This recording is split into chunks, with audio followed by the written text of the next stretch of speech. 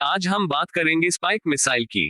तो मैं हूं आपका होस्ट और दोस्त सोनू जायसवाल और आप देख रहे हैं रक्षा शिखर। तो अब बात स्पाइक मिसाइल की। तो आर्मी ने अपने कम होते मिसाइलों की संख्या को देखते हुए और इस गैप को कम करने के लिए Israeli anti tank guided spike missiles की खरीद की है। स्पाइक मिसाइल को अपनी pin point precision targeting, strike capability, टैंकों, बख्तरबंद गाड़ियों और दुश्मन के बंकरों के विरुद्ध एक कारगर हथियार के तौर पर माना गया है। इसकी रेंज 4 किलोमीटर की है और इसकी तैनाती माउंटेन रीजन और प्लेन एरिया में की गई है।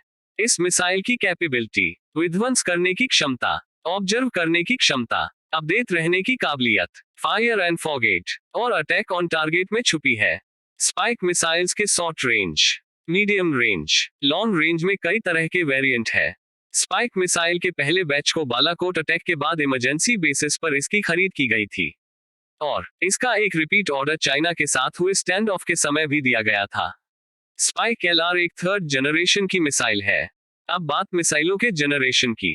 तो फर्स्ट जनरेशन के एंटी टैंक वेपन को वेपन ही कहा जा सकता है, क्योंकि ये जरूरी नहीं कि वो मिसाइल ही हो। इस तरह की मिसाइल या रॉकेट में कोई सीकर या गाइडेंस सिस्टम नहीं होता था। इन्हें बस एनिमी टारगेट की तरफ एम करके फायर कर देना होता था। इनमें बज्जुका, RPG-7 rocket, 106 mm jeep mounted recoilless gun प्रमुख नाम थे। इनकी रेंज 300 मीटर से लेकर 1000 मीटर तक की होती थी। इनमें कोई गाइडेंस सिस्टम नहीं होता था। इनको एनिमी की तरफ इसके ऑप्टिकल साइट से एम करके फायर कर देना होता था। अब सेकंड जनरेशन की बात की जाए तो इसमें मिलान टूती का नाम सामने आता है। मिलान टूती मिसाइल को एक जॉयस्टिक से इसके ऑप्टिकल साइट से एम करके तब तक गाइड किया जाता था जब तक ये अपने टारगेट को हिट ना कर दे। अब थर्ड जनरेशन की मिसाइलों को दुश्मन के टारगेट पर लॉक करके फायर कर देना होता है, जिससे ये सीधे अपने टारगेट की तरफ जाने लगती है। इस बात से कोई फर्क नहीं पड़ता कि वो टारगेट मूविंग है या स्ट्रेटजिक है। इसे बस एक बटन दबाकर फायर कर देना होता है। उसके बाद ये खुद टारगेट को चेस करने लगती है। ये पूरी तरह से दागो और भूल जाओ के सिद्धांत पर काम करती है। अब बात ये कि इन मिसाइलों को किस तरह से तैनात किया जा सकता है। तो स्पाइक मिसाइल्स को मैन पोर्टेबल और इन्फेंट्री कॉम्बैट व्हीकल से लॉन्च किया जा सकता है। मैन पोर्टेबल स्पाइक मिसाइल्स की रेंज 2.5 किलोमीटर की है और हमें उसके आगे की रेंज वाली मिसाइल चाहिए, तो ऐसे में मिसाइल का वजन बढ़ जाता है और ये 48 किलो की हो जाती है, जिससे इसे कंधे या ट्राइपॉड से फायर करना काफी मुश्किल हो जाता है।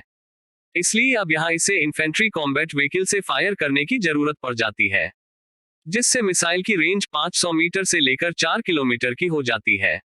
अब बात स्पाइक मिसाइल्स की रेंज की करें तो स्पाइक मिसाइल्स एक थर्ड जनरेशन की फायर एंड फॉरगेट मिसाइल्स है।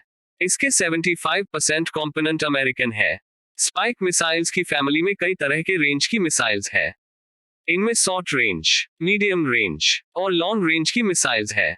स्पाइक मिसाइल्स के लॉन्ग रेंज में 2 वर्जन है और इसके एक्सटेंडेड रेंज में भी 2 वर्जन है।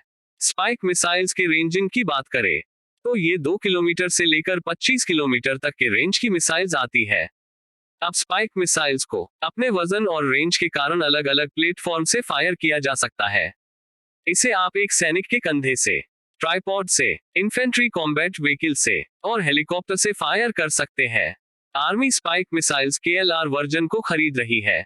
स्पाइक एलआर मिसाइल्स की रेंज 4 किलोमीटर की है और इसे ट्राइपॉड और किसी व्हीकल के जरिए फायर किया जाता है। स्पाइक एलआर मिसाइल्स में एक टॉप अटैक कैपेबिलिटी है, अर्थात ये मिसाइल्स पहले 90 डिग्री का एंगल बनाकर ऊपर जाती है, फिर वहां से टर्न लेकर नीचे आती है, जिससे ये टैंक के टॉप एरिया पर अटैक करती है। किसी भी टैंक के टॉप एरिया का प्रोटेक्शन उसके फ्रंट और साइड एरिया से कम होता है। इसकी एक और कैपेबिलिटी की बात करें तो इसे टारगेट चेंजिंग भी किया जा सकता है, अर्थात मिसाइल्स को फायर कर देने के बाद भी इसका ऑपरेटर और फायरर इसके डायरेक्शन को चेंज कर किसी अन्य टारगेट की तरफ भेज सकता है। स्पाइक मिसाइल्स में एक टैंडम वॉरहेड लगा हुआ है। अब टैंडम वॉरहेड क्या है? आज के समय में लगभग हर एक टैंक में एक्सप्लोजिव रिएक्टिव आर्मर लगा होता है, जिससे ये किसी भी मिसाइल या वॉरहेड के टकराने पर ब्लास्ट कर जाता है और अपने किए गए ब्लास्ट के इम्पैक्ट से उस मिसाइल या वॉरहेड के अटैक को फेल कर देता है। इसी जगह टैंडम वॉरहेड की जरूरत हो जाती है। टैंडम वॉरहेड पहले एक शॉक वेव को जनरेट करके ERA के एक्सप्लोजिव को ब्लास्ट करा देता है। उसके बाद मुख्य वॉरहेड टैंक से टकरा कर टैंक का विध्वंस कर देता है। स्पाइक मिसाइल्स की सबसे बड़ी काबिलियत कि इसे लॉक ऑन फायर और आफ्टर फायर लॉक भी किया जा सकता है, यानी कि टारगेट को मिसाइल पर लॉक करके या मिसाइल को फायर करने के बाद भी टारगेट को लॉक किया जा सकता है। अब स्पाइक मिसाइल्स की जरूरत हमें कितने नंबर में है? इंडियन आर्मी में 426 इन्फेंट्री बटालियन है। इनमें से सभी को एंटी टैंक मिसाइलों की जरूरत नहीं पड़ती है, क्योंकि ये बटालियन अलग अलग सेक्टरों में डिप्लॉय रहती है और ये जरूरी नहीं कि हर एक सेक्टर पर टैंकों से ही हमला हो। फिर भी हर एक बटालियन में 4 मिलान टूटी लॉन्चर और 80 मिसाइल होते हैं। अगर इस तरह देखें तो आर्मी को कम से कम 1500 लॉन्चर और 30,000 मिसाइलों की जरूरत हो जाती है। अब इस नंबर को पूरा करने के लिए राफाल इंडस्ट्रीज और कल्याणी ग्रुप ने एक जॉइंट वेंचर बनाया है और इसके कंपोनेंट की सप्लाई BDL के द्वारा की जानी है। अब आगे की जरूरत और इतने बड़े नंबर को देखते हुए DRDO ने भी अपनी एक एंटी टैंक मिसाइल नाग बनाई है। नाग मिसाइल को 4 वेरिएंट में बनाया जा रहा है।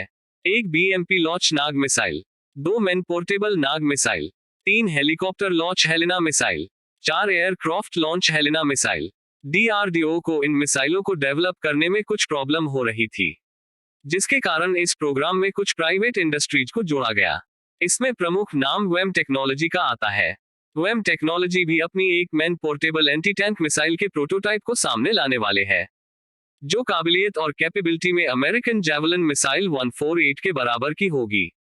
वेम टेक्नोलॉजी अपनी मिसाइल फैसिलिटी को हैदराबाद में सेटअप करने का प्लान किया है, क्योंकि सभी मिसाइलों की रिसर्च और RCI इमारत हैदराबाद में ही है और हैदराबाद में ही DRDO के सभी मिसाइलों की डिजाइन और मुख्य कंपोनेंट को बनाया जाता है। नाग मिसाइल की मुख्य समस्या इसके सीकर को लेकर थी। किसी भी मिसाइल का सीकर ही उसका सबसे क्रूशियल पार्ट होता है। इसमें लगने वाला सीकर विदेश से इंपोर्ट होता था, जिससे ये प्रॉब्लम होती थी। अब इंडियन सीकर लग जाने से ये प्रॉब्लम सॉल्व हो चुकी है। अब नाग मिसाइल के मैन पोर्टेबल सिस्टम की बात करें तो ये 25 किलो वजन की है और ये 2.5 किलोमीटर रेंज के साथ आती है।